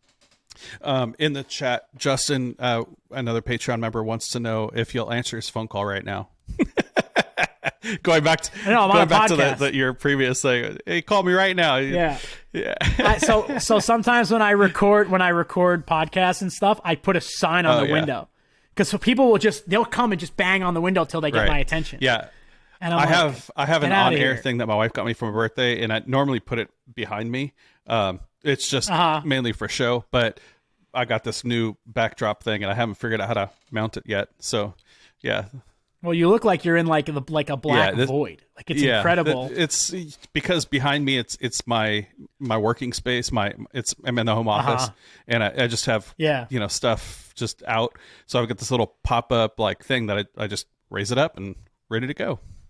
Yeah. Nice. Yeah, I need something like that. I spend most of my workday on Zoom calls, and my wife, I have an office at home. I work completely from home, or I'm on site, and my wife will just like poke her head in because like every now and then. So my boss is notorious for like if he sees like your wife in the background, he'll be like, "Oh, is that so and so? Tell her to come over." And my wife will be like in her pajamas, and my boss will be like, "Is that Angela? Do I see Angela back there? Tell her to come over. Ask her what she thought of, this, or ask her when you're coming, gonna go to Florida again, or whatever." And she's always like, "No. My wife would be mortified. So when she comes in, I turn my computer like away from the door a little bit, or I'll be like, "Get out."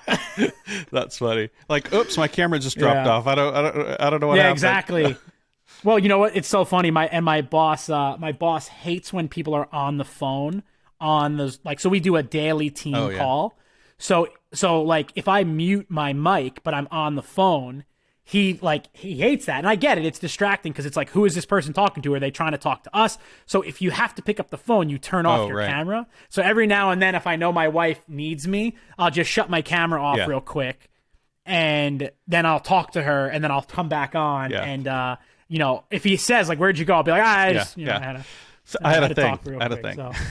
I had a thing, But, and he's like, "Yeah, but you forgot to turn your mic off." Yeah, right. I'm like, "Get out of here. Come on, he's still going." Yeah, he won't shut up, this guy. No, I'm very careful about my hot mics. Don't worry. I've gotten very good. That's funny. All right, so we got a couple more of the rapid fire questions. Then we'll head into the after show because I do want to continue talking with you. All right, back to the questions. We probably got 2-3 more. Favorite type of food? Pizza. Oh, okay. I had there was a pizza place in New York called Millie's. Millie's. It's probably like in the city. Honestly, I don't know where I was. Somewhere in the state. Did it say world's best pizza on it or something like that? I was best in Jersey. Coffee? I take that back. I was in Jersey. Okay. Don't disrespect my New York pizza like that, Matt. All right. Favorite tool in your shop? Oh, man. My favorite tool in my shop. There's a lot to choose from. Don't forget, this is a timed podcast. So many. Yeah. I gotta say it's a tie. Okay. I'm gonna say it's a tie. And my welder is definitely my favorite tool because the welder is something that has opened up like my entire professional career into a place like I never could have imagined. So the welder is like the thing that when I think about like my success, I think about metalworking and welding. But my favorite tool for the way that it's changed the way that I work and made me have more fun is that induction forge, the induction heater that I've been using because I love blacksmithing. Right. To me, it's like, and I've said this before, it's like every other arena of making feels like something that you can learn by reading about and then just do it, right? Like I want to make cabinets, right? Like you gotta cut the cabinet, and when you set the fence to 20 inches and you cut the wood, it's gonna cut. It's gonna be 20 inches. It's not gonna be 20 1/4. The wood's not gonna shrink. That's never gonna happen. Same thing with welding. Same thing with machining. If you take your time, whatever you want to make, if you had all the time in the world, you could do it. Blacksmithing is like, it's like trying to turn clay on a wheel, but the clay is 1,000 degrees and you can't touch it with your hands. And if you wait too long, you'll crack it. Blacksmithing to me is like, it's such a different experience. And have you ever tried blacksmithing? I had somebody on, her name is Lindsay Creative. And I know Lindsay. She was fun to talk to because it's something that I know nothing about. I know nothing. Like I used to do a little bit of welding and stuff like that, but I'm amateur at best. But I've never blacksmithed, and so just listening to her talk about it, I was like, okay, I need to go try Makerspace. And it's so different. And for me, it's like I found the last, and maybe it's not the last, but I've been doing this kind of stuff a really long time, and I don't mean it in a derogatory way, but I think I have been doing this kind of stuff a lot longer than a lot of the other people in like the maker kind of world. But I think that's because I come from a construction background and a woodworking background from a very early age, where I think a lot of people are sort of like, oh, I started woodworking 3 years ago, which is fine. And I feel like a lot of the makers in our community are still discovering like the metalworking, the machining. And to me, I feel like I have tried everything. Blacksmithing to me feels like the final frontier of like, this is really difficult and completely unpredictable. Like when you go to forge a shape, you have to think about so many things. And just because it's in your head, it doesn't necessarily mean it turns out like that. And it's similar to if you've ever thrown pottery on a wheel. Throwing pottery on a wheel looks so easy, right? It's, I want to make a vase. I want it to be fat at the bottom. I want it to be skinny at the waist. And I want it to be fat at the top, right? And then you go to do it and you're like, oh my God, holy shit. And it collapses onto itself.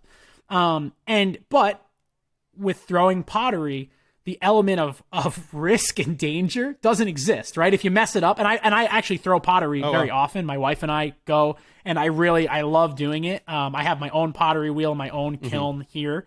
I never really share it on my Instagram just because I haven't done a project with it yet, but I love it.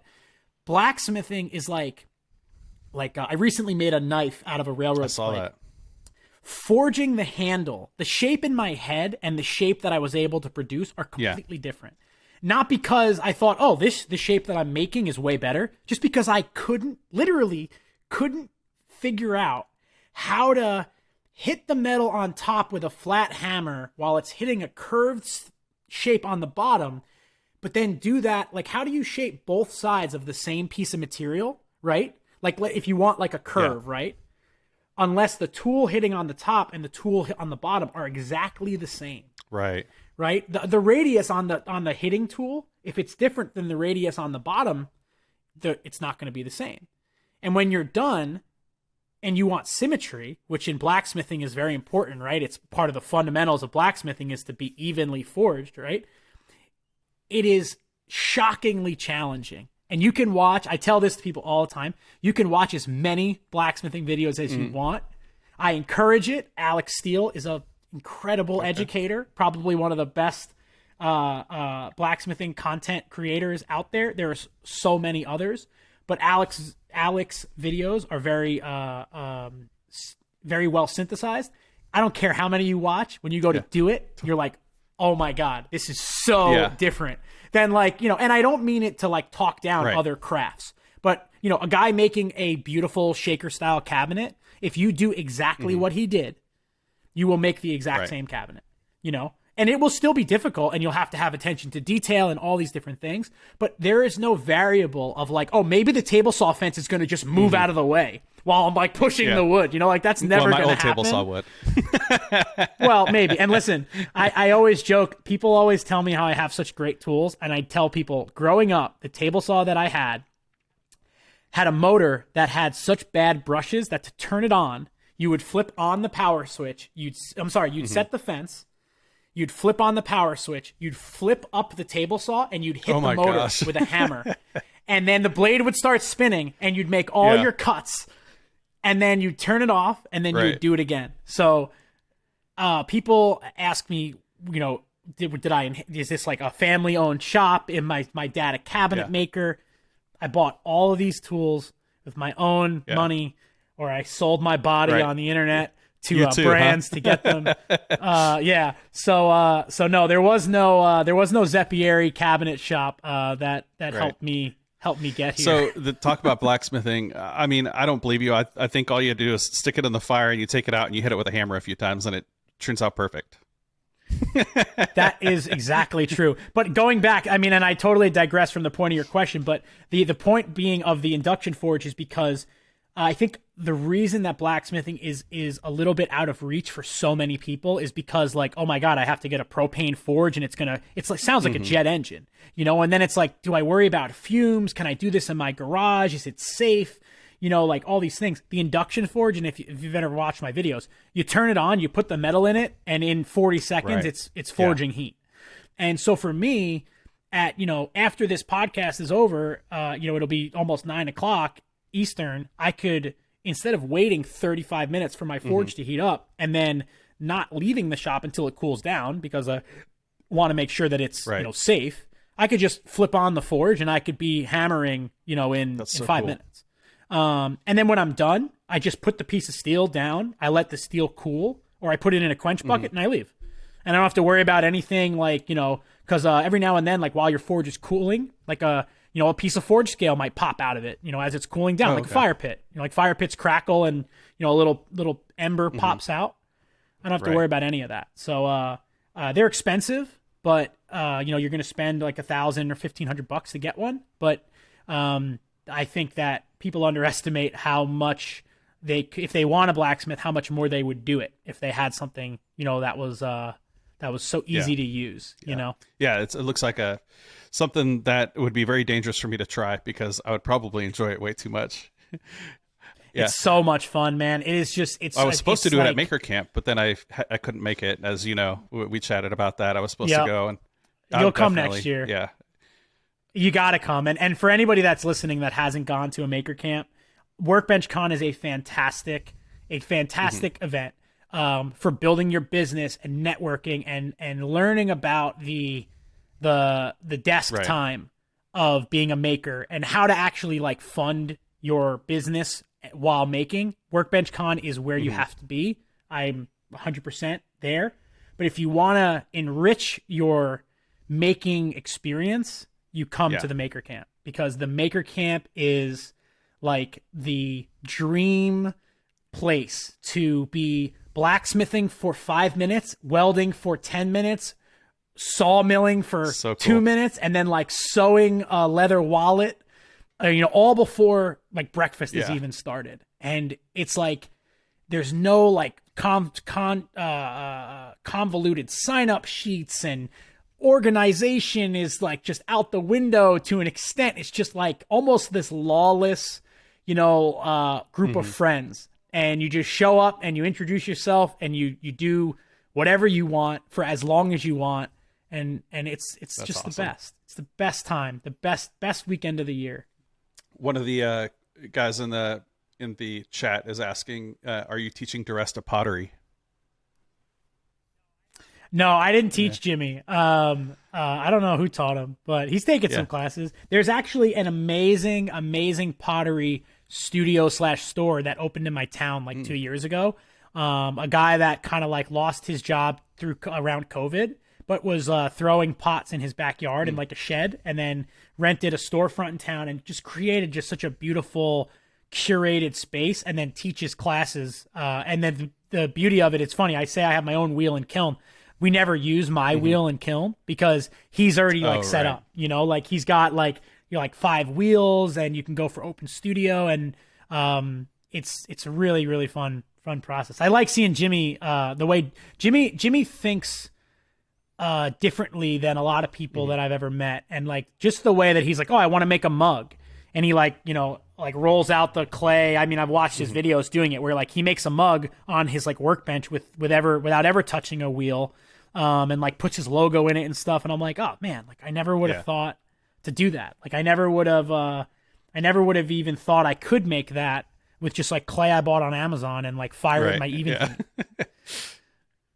But he's like, he's the kind of person, and he's taught me too, like just not to be limited by any bounds that somebody else may have put on like a process, like, Yeah. I mean, why not? You talked about it. Somebody shows up to your shop and is like, I got this idea. And you're like, let's do it. That sounds like a terrible idea. When do we start? Exactly. Yeah, exactly. Well, it's so funny because like that kid Panza, like he's constantly doing stuff, but like when he gives me an idea for something, I'm like, all right, I'll order the material. And it's funny because he'll be like, okay, tell me how much it is. And he'll PayPal me like the same day. So if I'm like, hey, I ordered $800 worth of steel for the next thing, we're not even a quarter of the way there, and the steel's been sitting in the shop. Like one of the things is like the roll cage. They broke that roll cage. Really? Actually. They had 2 people on the bike, and or 3 people on the bike, and somebody was like pulling back on it, and then somebody did like a front roll and almost like came off the ground and slammed on it. So they didn't break it, but they tweaked like, it. It looks like an egg now. So it's and it's a little on the scary side. So we actually have all the material to make it again, and I'm going to make another YouTube video just saying like, here's what went wrong the first time. Here's all the things that we learned, and it's not going to be as in depth because like, why do you want to? You don't need to see me do the same thing twice, but it's going to be like a more synthesized like, hey, this is the roll cage I built. Clearly not round anymore. So now we're using 1.5 inch, DOM, like race car tubing, and we're gonna, use a thicker wall, and we're gonna, resupport it, in a different way. So head straps and 5-point harness. Yeah. Better seatbelt. Well, there's a clip that I don't know how many people that follow me saw, but I made him a seatbelt mount, and I told him, I said, hey, I'm not sure how I feel about this. When you go to test it, when we tested it, we used a ratchet strap because we didn't have like a seatbelt yet. So I said, when you go to test it, when I'm not there, just use the ratchet strap. He's like, yeah. Yeah. He didn't. Upside down, the seatbelt broke. And he fell out of it, landed on his feet, and was able to like run out from it. And was completely fine. And the clip looks almost like he did it on purpose. Like it's so seamless the way he rolled out of it, It's like seeing like a motorcycle crash where the guy like slides off the bike and stands up, and his bike like slides all the way down the freeway. And after that, he's like, dude, I need a better seatbelt. So now I have I actually bought a wheelchair seatbelt. Oh yeah. like something that's made for like, it's got to be good. The guy can't fall out of the wheelchair. What you should do is get a crash test dummy for the video. That would be pretty awesome. Well, so I'll give your listeners a insight into a future video that we've been talking about doing, and I actually have to talk to Tyler Bell, and he's somebody that you should try to have on the podcast. Tyler is an incredibly creative, talented guy from Seattle. We want to buy a smart car, and I want to put an air actuated cylinder in the rear and try to roll smart car. And I want to try to do like the cage on the Banshee, but on a car that you could drive on the street. And the reason we need the air actuated cylinder is because a smart car motor is in the back. Okay. There's nothing in the front. Right. So like the centrifugal force of like just slamming on the front brakes, it's probably not going to be enough. Once it's vertical, it's coming over. Yeah. Once it's vertical, it's going over. So the thought is, how do you give it that extra push? So the thought is like, if I do a fast acting air actuated cylinder that just kind of, when you squeeze the brakes, just gives you that little extra shot, and the thing's going to be fully roll cage. So that cool. Though, that might be the kind of thing that we want to crash test. Yeah. Well, it sounds like you might need to, invest in the crash test dummy now. Tyler has one. Tyler Bell has a crash test and dummy. Then some airbags. But Tyler is like the master of disaster. Yeah, well, we're gonna take the airbags out. But we thought about doing it with a car airbag, but then it would be like we'd be buying freaking airbags. Yeah. Because every time that's it. It's like a one and done thing. But again, that kind of video probably has zero appeal to my general YouTube audience. But that type of video might be like a Colin Furze level reach. That's something where you need to bring in Mr. Beast into the conversation. Yeah, believe me, I think every creator's dream is to work with Mr. Beast, and I have a long-term end game in mind that I will likely try to work with Mr. Beast on, and it's Mr. Beast does so much philanthropic stuff, and he does a lot for a lot of sustainable housing. And right now I build homes for the 0.001% of the world, and it's very fulfilling in its own way. But the thing that I would like to do most when I'm done doing this is to work with somebody like that who has such a reach to affect so many people, and just take all the problem solving skills that I have now to instead of building one 30,000 square foot house, if I could build, whatever, some multiple of 500 square foot houses, I would do that in a heartbeat. So I have this like vision in my mind, and I try to manifest the things that'll happen in my future of growing my channel to a point where I just don't need a job, and I don't need really anybody to pay me to do anything, and having the reach enough to get to him to say, hey, this is what I want to do, and I just need you to let me do it and just fund it, and here's my resume, I can do it. I mean, I could manage that kind of project. It's easy, because the clientele just needs a place to live. They don't care that the carpet isn't the sample that they picked, and what do you mean the faucet's discontinued? So I feel like the karmic payment for the work that I do now is to give that back, and I think that it would just mesh my life so well to do it with somebody who's so successful as a creator, versus I could go to any not-for-profit, but to do it with him, I think would be something that would be really fulfilling. So that's the real 10-year plan from now is do something like that with someone like that. And maybe it's not him. Maybe there's somebody else that comes along and is doing a similar thing. But I just think it would be such an important mission that he has, and I really would love to do awesome. That. Yeah. So we'll see. Right. No rush. Well, I mean that you answered what is typically one of my last questions in the podcast is, so usually second to last is something like, who inspires you? And it sounds like something in those veins, but if you got any other answer on that. I mean, I draw inspiration from so many people here in the maker community and just like so many people everywhere. But I just think that to get this place to where it is took a lot of like not looking at the bank account and just looking straight ahead at what has to come next. And I think the people that inspire me the most are the people that share that kind of story and can see that like today's pain is only temporary if you just keep going forward. And that's really the stuff that I try to like surround myself with. And like people like Jimmy and Derek and Paul Pinto, like, you know, three of my closest friends who have all in their own ways, like built these incredible careers and these incredible lives for themselves and for their families by like just not letting like this little thing slow them down. Like that's what I want to be around all the time. And there are so many makers that have that story, and it's such an amazing community like for that. Like look at Izzy. Like Izzy is somebody that I look up to so heavily as a creator, and the guy is now wheelchair bound.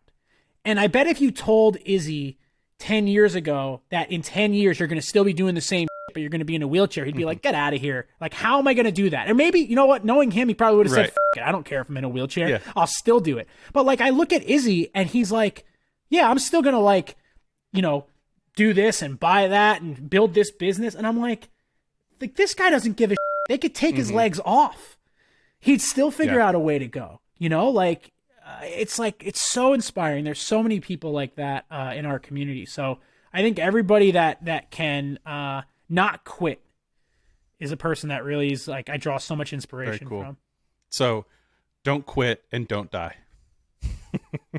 Don't quit and die. If you die, then that's, I mean, I guess dying isn't quitting. So maybe it should just be don't quit. Because I always say, I like to say work today, rest tomorrow. I like it. Chris, it's been a blast talking with you tonight. And you mentioned it before, but one more time, just where can people find your best content? The best content or all the content? YouTube.com/makeeverything. You can find me there, and Instagram. I'm at Make Everything Shop, and now also on Facebook, which I'm trying to get a little bit more into. It's also at Make Everything Shop. And and if you want to hear some old episodes of me and my friends rambling on, you can check out the Handmade podcast.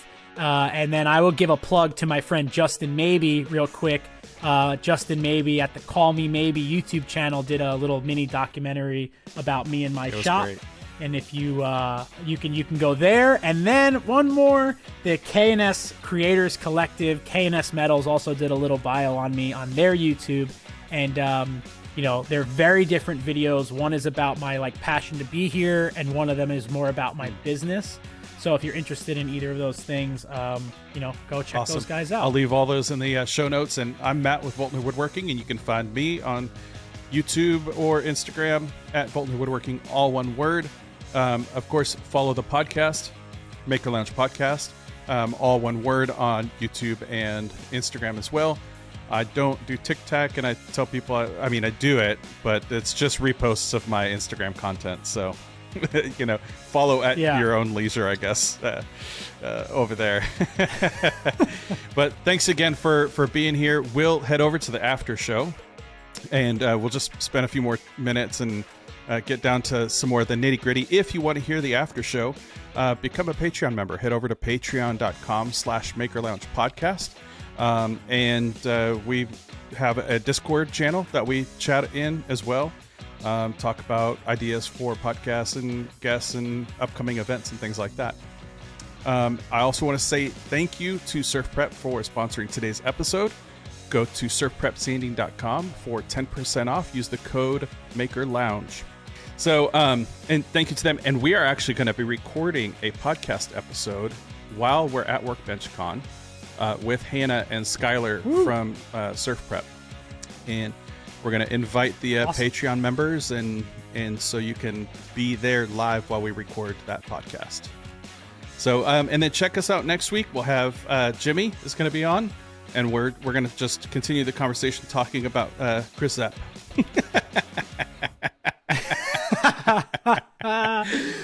Yeah.